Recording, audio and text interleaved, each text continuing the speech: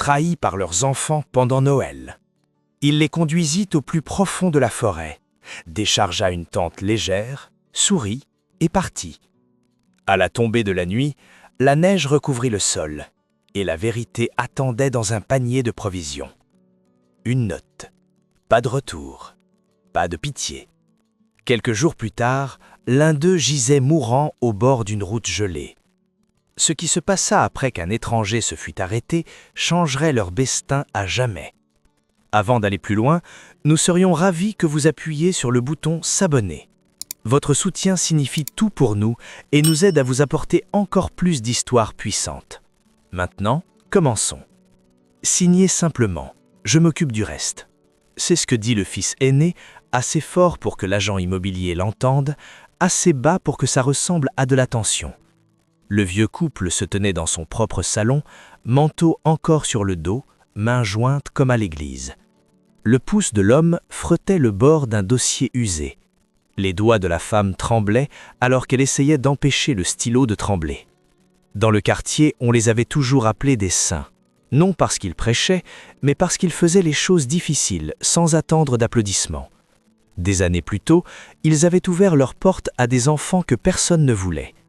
L'un arrivait avec des terreurs nocturnes, un autre avec une cicatrice que personne n'expliquait. Un troisième ne parlait presque pas pendant des mois. Ils les avaient élevés quand même. Heures supplémentaires, seconds emplois, sacrifices silencieux qui n'apparaissaient jamais dans le groupe familial. Aujourd'hui, ces mêmes enfants agissaient comme si cette histoire n'était qu'une anecdote mignonne, pas une dette. Le couple avait prévu une retraite simple. Jardin, église, petit voyage, repas chaud à la même table. Mais récemment, les appels de leurs enfants adoptifs étaient devenus étranges, courts, forcés, comme si quelqu'un tenait les comptes. Une voisine, Madame Della, s'était penchée près de la boîte aux lettres et avait murmuré « J'ai entendu que vos garçons ont des problèmes d'argent. Faites attention à vos papiers, d'accord ?» Ils avaient essayé d'en rire. L'orgueil fait ça. Le déni aussi. Puis, l'aîné arriva avec un sourire qui n'atteignait pas les yeux. Il parcourut les pièces comme s'il mesurait déjà pour de nouveaux meubles. Il dit que la maison était trop grande pour eux. Il dit qu'il devenait confus.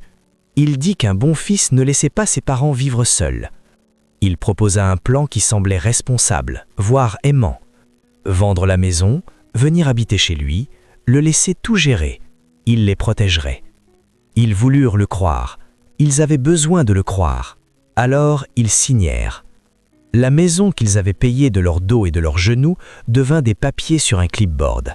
La vente se fit vite, trop vite. Le chèque n'atterrit pas entre leurs mains. Il alla directement sur son compte parce qu'il disait que c'était plus simple ainsi. Cette nuit-là, le couple s'assit sur un canapé d'emprunt dans sa maison, écoutant leur fils parler au téléphone derrière une porte fermée. Sa voix traversait le couloir. « Elle ne dort pas bien. Il est plus lent que je ne le pensais. Ça va poser problème. » Dans la cuisine, une fille leur passa une assiette sans lever les yeux. Pas d'étreinte, pas de « vous voilà arrivé ». Juste un regard vers la valise près de la porte, comme s'il n'était plus que des bagages. Dehors, une portière claqua et quelqu'un rit, le genre de rire qui ne les incluait pas. Les yeux de la femme s'écarquillèrent, l'homme déglutit difficilement. Et puis, juste avant Noël, le fils annonça une tradition familiale. Il dit qu'ils adoreraient un petit voyage de camping. Il présenta ça comme de la nostalgie. Il dit que l'air frais leur ferait du bien. Noël est plus beau quand on s'éloigne du bruit, dit-il. Il prépara la voiture lui-même, vite, en évitant les questions. La femme remarqua qu'il n'y avait pas de manteau chaud. L'homme remarqua que le réservoir était plein, comme s'il ne prévoyait pas de revenir bientôt. Ils roulèrent pendant des heures. Les routes s'amincirent, les maisons disparurent.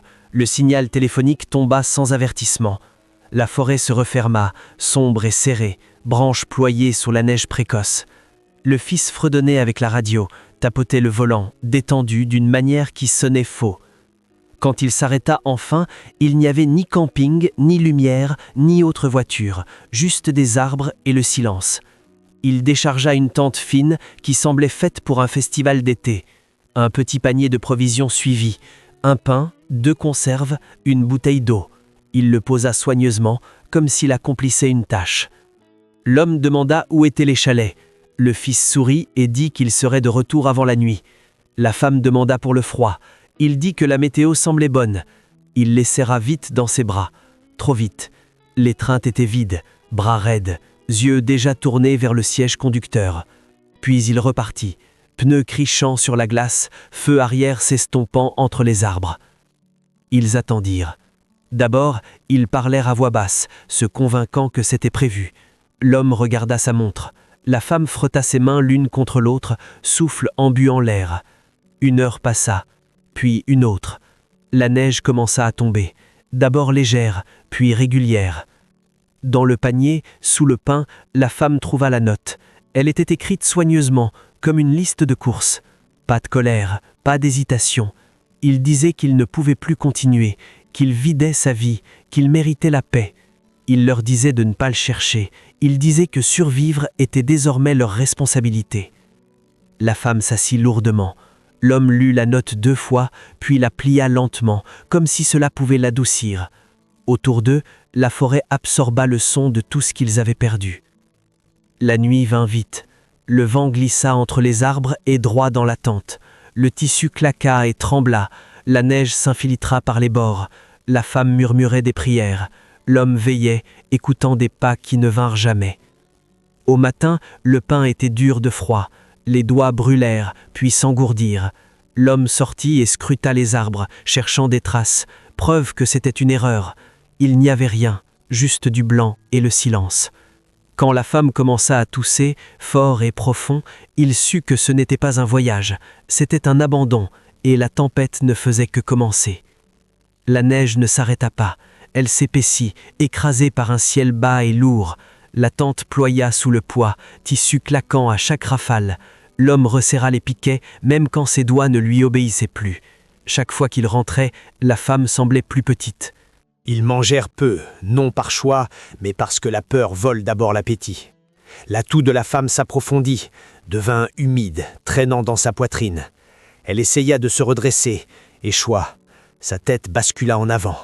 L'homme enroula son manteau autour de ses épaules, puis son pull, puis colla son propre corps pour garder ce qui restait de chaleur. La nuit, le froid changea de forme. Il rampait, il s'insinuait dans les eaux, il murmurait que dormir était repos, que repos était soulagement. L'homme se força à rester éveillé en comptant les respirations, en bougeant les orteils, en murmurant son nom encore et encore. Parfois elle répondait, parfois non. Au 3e jour, la bouteille d'eau gela. Il la cassa avec une pierre, lécha la glace comme si c'était du sucre. Quand la femme essaya de se lever, ses jambes plièrent, ses yeux perdirent leur focus. La fièvre prit le dessus, sauvage et impitoyable. C'est alors qu'il prit une décision qu'il n'aurait jamais cru devoir affronter. Il rangea ce qui restait. Il la hissa sur son dos, ses bras pendants, souffle faible contre sa nuque. Il avança dans la tempête, sans carte, sans direction, seulement un refus obstiné de mourir en silence. Il glissa, tomba, se releva, se traîna. Quand ses genoux cédèrent, il rampa. Quand ses mains saignèrent, il les enveloppa de tissus déchirés et continua. Le temps s'étira et se tordit. Les minutes semblaient des heures. Les heures s'effondraient en rien. Une fois, il crut entendre une voix. Une autre fois, il vit des phares qui disparurent quand il cligna des yeux. La forêt jouait des tours, cruelle. Il parla à voix haute pour rester réel. Il lui raconta des histoires de leurs premières années, du premier enfant adopté, de la nuit où ils étaient restés éveillés à rire d'un riz brûlé parce que c'était tout ce qu'ils avaient. La femme remua une fois, à peine. Ses doigts frémirent contre son col. Ce petit mouvement le porta plus loin que n'importe quelle nourriture. Ce qu'il apprit plus tard être la veille de Noël, le vent se calma. Pas par gentillesse, juste une pause. La neige s'éclaircit assez pour révéler une bande sombre sous le blanc. Une route. Il s'effondra à côté, tournant son corps pour qu'elle soit protégée du vent. Il agita un bras qui pesait plus lourd qu'une pierre. Aucune voiture ne passa d'abord, puis un autre long silence. Il ferma les yeux 1 seconde de trop. Le bruit de pneus qui ralentissait quelque part près. Une portière s'ouvrit, des pas craquèrent plus près. Une voix d'inconnu traversa le froid, aigu de choc. « Mon Dieu, qu'est-ce qui vous est arrivé ?» L'homme essaya de répondre. Rien ne sortit, et puis tout devint noir. L'homme se réveilla dans une chaleur qui semblait irréelle. D'abord, il crut que c'était la mort, celle dont on parle à voix basse, douce et indulgente. Puis il sentit l'odeur de soupe, entendit la voix d'un enfant quelque part dans le couloir, sentit une couverture bien bordée autour de ses épaules. Il essaya de s'asseoir. Une main ferme l'arrêta. « Doucement, vous êtes en sécurité. » La voix appartenait à l'inconnu de la route. Une trentaine d'années, yeux fatigués, le genre d'homme qui semblait porter le poids de la vie depuis un moment. Plus tard, ils apprendraient son nom. Pour l'instant, il était juste la raison pour laquelle il respirait encore. La femme était allongée sur un canapé proche, branchée à de l'oxygène, joues rougies par la fièvre, mais vivante. Un secouriste s'agenouillait près d'elle, ajustant une perfusion, parlant calmement dans une radio. Dehors, la neige tapotait les vitres comme si elle était curieuse. L'inconnu faisait les 100 pas pendant que les professionnels travaillaient. Il passait sans cesse la main dans ses cheveux, regardant tour à tour le couple et sa petite fille, qui observaient en silence depuis l'embrasure, serrant un ours en peluche. Les voisins avaient déjà commencé à lui envoyer des messages. Quelqu'un avait vu l'ambulance. Quelqu'un voyait toujours quelque chose. « Qui sont-ils » avait demandé une voix plus tôt. « Aucune idée » avait-il répondu, mais ils ont failli mourir gelés. La femme passa des jours à l'hôpital.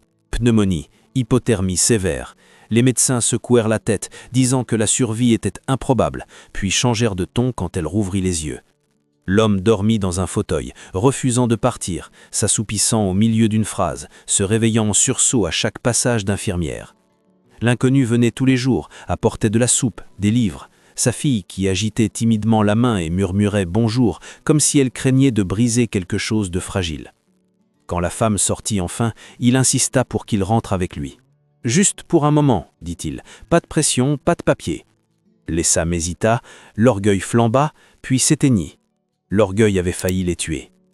À la table de cuisine, main autour de tasses chaudes, l'inconnu posa enfin la question qui pesait entre eux comme une arme chargée. « Comment est arrivé ?» L'homme regarda sa femme, elle hocha la tête une fois. Alors ils racontèrent l'adoption, les sacrifices, la maison, la note, la forêt, la marche vers rien. L'inconnu écouta sans interrompre, mâchoire serrée, pieds battant plus fort à chaque détail. À un moment il rit, court et sec, pas d'humour mais d'incrédulité. « Ce n'est pas juste cruel, dit-il doucement, c'est planifié. » Cette nuit-là, après que tout le monde dormit, il s'assit à son bureau. Des lettres de refus jonchaient le sol. Un manuscrit à moitié terminé brillait sur l'écran. Il le supprima sans le relire. Il ouvrit un nouveau fichier. Il tapa jusqu'à ce que ses doigts lui fassent mal, jusqu'à ce que l'aube filtre à travers les stores, jusqu'à ce que l'histoire cesse d'être seulement la leur. Et pour la première fois depuis des mois, il n'eut plus envie d'abandonner. L'histoire fut publiée sans cérémonie, sans plan marketing, sans éditeur, juste un titre, une voix et une vérité qui refusaient de se taire. La trahison avant Noël se répandit d'abord en murmures, puis en vagues. Les commentaires se remplirent de colère, de larmes, de reconnaissance. Les gens disaient que ça semblait irréel, puis avouaient que ça leur semblait familier. L'écrivain regarda les chiffres grimper, incrédule, téléchargements, partages, messages d'inconnus qui disaient avoir survécu à quelque chose de similaire et n'en avoir jamais parlé à personne. À la fin de la semaine, le ton de sa boîte mail changea. Des éditeurs s'excusèrent, des producteurs demandèrent des rendez-vous, des podcasts voulurent des interviews. Les mêmes portes qui étaient restées fermées s'ouvrirent soudain bruyamment. L'argent suivit, plus qu'il n'avait jamais imaginé. Il n'y toucha pas d'abord, il s'assit à la table avec le couple, papiers étalés, expliquant tout lentement, s'assurant qu'il comprenait chaque ligne. La femme sourit et dit qu'elle lui faisait confiance. L'homme hocha la tête, yeux calmes, enfin reposés. Ils ne déménagèrent pas dans un manoir, ils choisirent le calme, une petite maison, lumière chaude, un jardin. La fille de l'écrivain commença à les appeler mamie et papy sans qu'on le lui dise. Ça resta. Quand les enfants adoptifs prirent contact, leur message semblait prudent, répété, souci mêlé d'opportunisme. Le couple les lut une fois et posa le téléphone. Ils ne répondirent pas. Le public fit le reste, des noms circulèrent, la note fut partagée, des amis s'éloignèrent, des entreprises perdirent des clients, les invitations cessèrent, le silence remplaça l'influence. Le couple ne parla jamais publiquement de vengeance. Ils n'en avaient pas besoin. Ils avaient survécu à quelque chose censé les effacer et construit une vie qui n'incluait pas les gens qui avaient essayé. Le matin de Noël, la neige tombait doucement dehors la fenêtre. La femme posa les assiettes sur la table, l'homme redressa un cadre photo de travers. Des rires emplirent la pièce, inégaux, mais vrais. Ils n'avaient pas été sauvés par le sang, ils avaient été sauvés par le choix. Si cette histoire vous a touché, ne la laissez pas s'arrêter là. Certains survivent à la trahison, d'autres apprennent ensuite à choisir de meilleurs liens. Restez près des histoires qui vous rappellent qui mérite une place dans votre vie. Abonnez-vous pour plus d'histoires vraies de résilience, de justice et de transformation discrète.